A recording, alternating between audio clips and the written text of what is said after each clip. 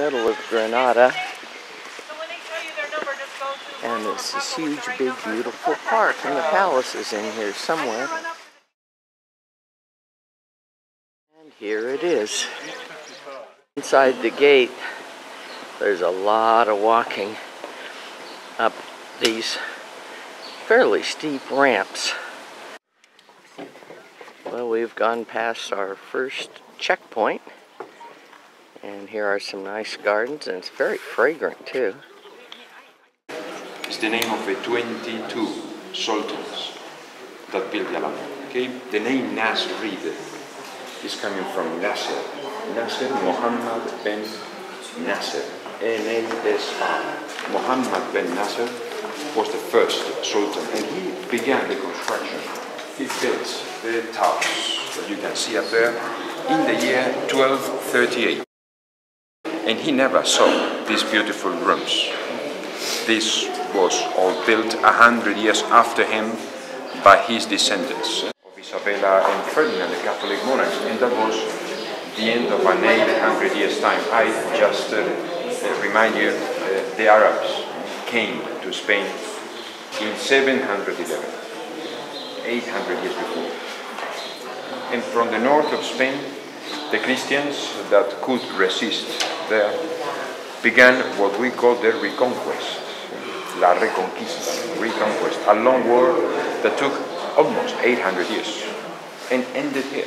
Granada, the kingdom of Granada, the 4 provinces by the Mediterranean coast, was the last Muslim kingdom of Spain, when the rest of Spain was Christian already.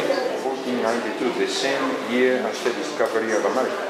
I will very related to that moment. Isabella and Ferdinand met Christopher Columbus here in the main hall of the Alhambra. Another column with the same inscription is on that wall. These two are the Hercules columns. You know, Hercules, the Greek myth, built, he said, 2 big columns on both sides of the Strait of Gibraltar. Okay? He said this is where the dollar sign comes from. You see the kind of S shape, and the pillar in the middle does look like a dollar sign. From Asia. This room was turned into a church. West. Okay, that's why look at this. But we're going to stop in the courtyard, and I'm going to tell you. Beautiful private little courtyard in here. But please look at the facade. It's absolutely wonderful. And we can find there the 4 elements for decoration. The name of the brown color material on all the walls is stucco. Stucco is a mix of marble and plaster, powder of marble and plaster that they mix up with egg whites and water. The name of that combination is stucco. It is not done on the wall. Everything you see is previously molded. Everything needs a wooden mold. They have to carve all the designs, inscriptions, fruits, flowers, shells, everything you see in wood, and made in reverse, the negative. Once they've got the molds, they fill it up with the stucco, and when the stucco is ready, dry, they can separate it from the mold to stick it. They stick hundreds and hundreds of different panels. The molds can be reused in that sense. Built by Muslims and preserved by Christians for 500 years. Nothing. This is the only medieval Muslim palace left in the world.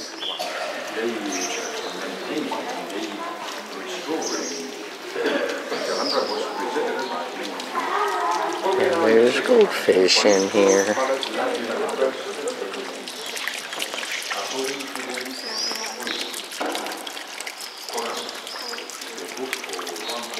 This is myrtle, and there's lots of it because the Muslims believe they'll find it in heaven. And red.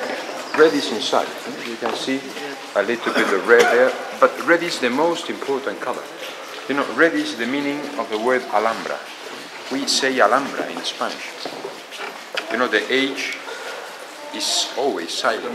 This is the most important room of Alhambra. This is the place for politicians. This is the place for ministers, ambassadors from many nations.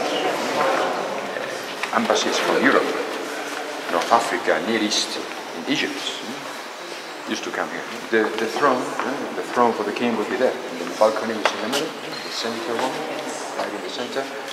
That's the place for the throne. The king would be seated. But please look at the ceiling. That is the masterpiece. The ceiling is made with 8,017 pieces. The ceiling represents two things. Some people say that's the sky, just the sky. We could see the stars. Small piece in the middle is the only one painted in white. All of them were painted, but there was just one only white piece. Santa Fe. It's like the capital of New Mexico. Santa Fe. Santa Fe means holy faith. Santa Fe. In Santa Fe, they sign up that very historical document that is still preserved. Christopher Columbus said he would try to find a new sea route to India and China. That's all. He got the money here. They gave him the money here in the main hall of the Alhambra, where we are now, to make possible the expedition. They left on August the 3rd. They stopped in the Canary Islands, the Atlantic Ocean, and from there they jumped over. We say they discovered America, October the 12th, 1492. Like calligraphy. Kufic is coming from Kufa. It's a city in Iraq. Okay, Kufa. They use this calligraphy for religious sentences. You know, Hebrew and Arabic, Semitic languages, written in reverse, the same inscription, you can see here, is the same. It's repeating all over, there is no victor but God. In the harem, and harem simply means private place. This is not where company was able to come, it was just the family. This is the Lion's Court. The name court of the lions is coming from that big fountain. It's one large single piece of marble, 2.2 tons of weight, that has just been restored very few years ago. Lions are very nice, very nice. You can see, the white color, the white marble, and they put 12 lions. 12, not for Muslims. Number 12 could be just 12 months, 12 hours. 12 signs of zodiac, the constellation. They knew a lot about astronomy, astrology, and a lion is always a symbol of strength. 150 marble slabs from a quarry 75 miles away from here. But the quarry is 2,000 years old. The Romans used it.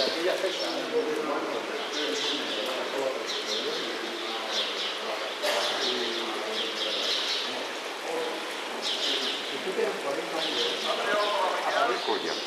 124 columns in the courtyard, and they're all original. For example, here you can see a lead disc, very thin disc, lead disc. Another lead disc is down there.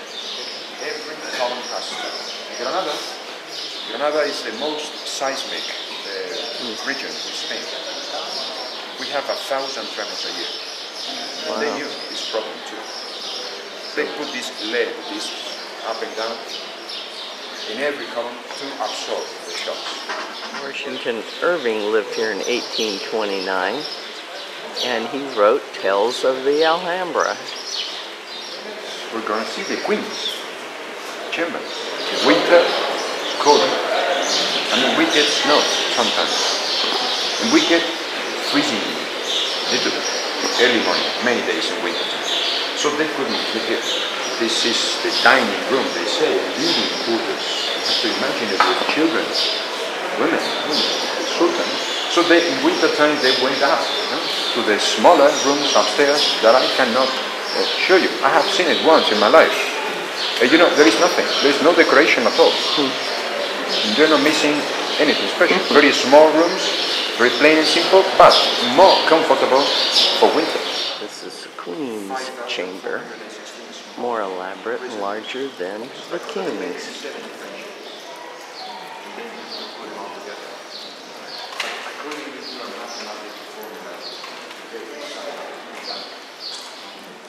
Queen used to be able to see Granada from this window until the 16th century. They built a wall.